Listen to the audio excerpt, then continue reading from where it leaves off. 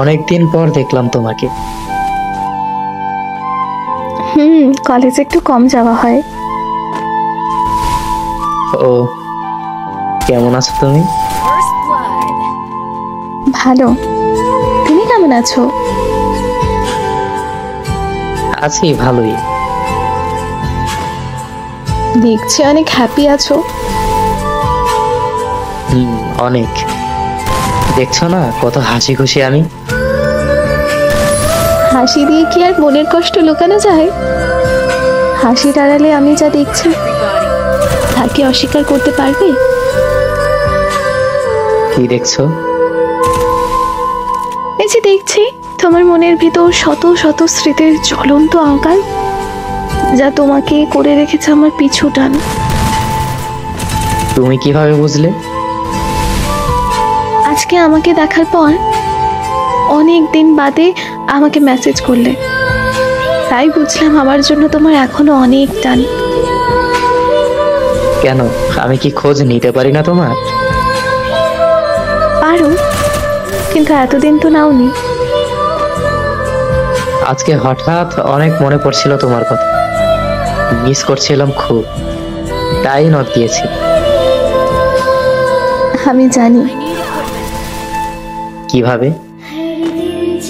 আমি আমার কল্পনার চোখ দিয়ে সারাক্ষণ তোমায় দেখি। তুমি আমাকে মিথ্যা অপবাদ দিয়ে আমার কাছ থেকে দূরে সরে গেলেও আমি তোমাকে এখনো অনুভব করি। সরি।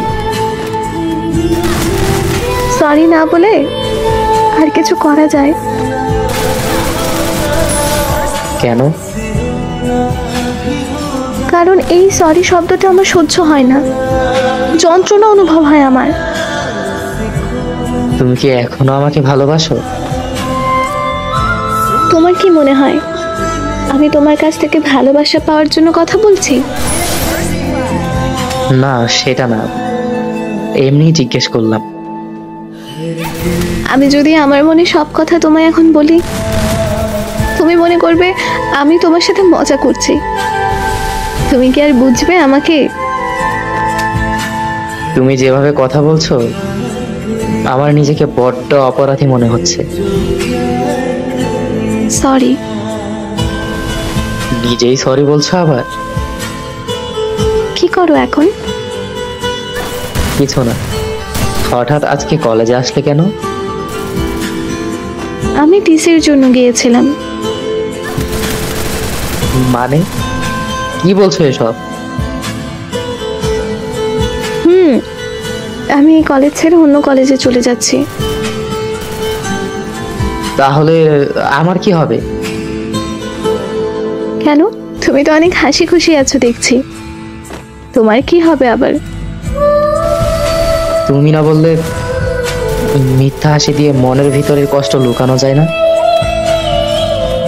তারপরও আমাদের তো ব্রেকআপ হয়ে গেছে।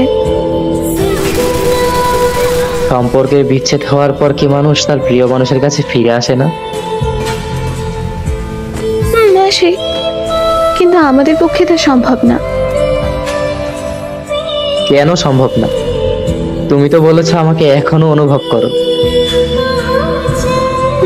তুমি আমার মনের মাঝে ছিলে আর এখনো আছো, কিন্তু আমার পক্ষে আগের পুরানো ব্যথা নিয়ে রিলেশন কন্টিনিউ করা সম্ভব না। আমি অনেক বেশি কষ্ট পেয়েছিলাম মাহি, অনেক বেশি। তোমার ওই দিনের ব্যবহার আমি এখনো ভুলিনি। সরি মেঘা, আমাকে মাফ করে দিও। ওকে, ভালো থেকো। একটা প্রশ্ন। বলো। আমাদের ভালোবাসার গল্পের উপসংহারের কি হবে? অধিকাংশ ভালোবাসার গল্প কষ্টের হয়, তাই তোমার সবকিছু ভুলে যাওয়াই ভালো। সত্যিই তোমাকে খুব মিস করি। হাসি পাই আমার। এতদিন কোথায় ছিলে? সত্যি আমি তোমার প্রতি অবিচার করেছি, ক্ষমা পাওয়ার যোগ্য আমি নই। পুরনো অতীত টেনে আমি আর কারো কষ্ট বাড়াতে চাই না। চেয়েছিলাম তোমার সাথে আর কোনো দিন কথা বলবো না। তাহলে যে এখন বলছো? এটাই শেষবারের মতো বলছি। আমি জানতাম তুমি আমাকে আজকে মেসেজ দিবে, তাই ফোনটা হাতে নিয়েই বসেছিলাম কথাগুলো বলার জন্য।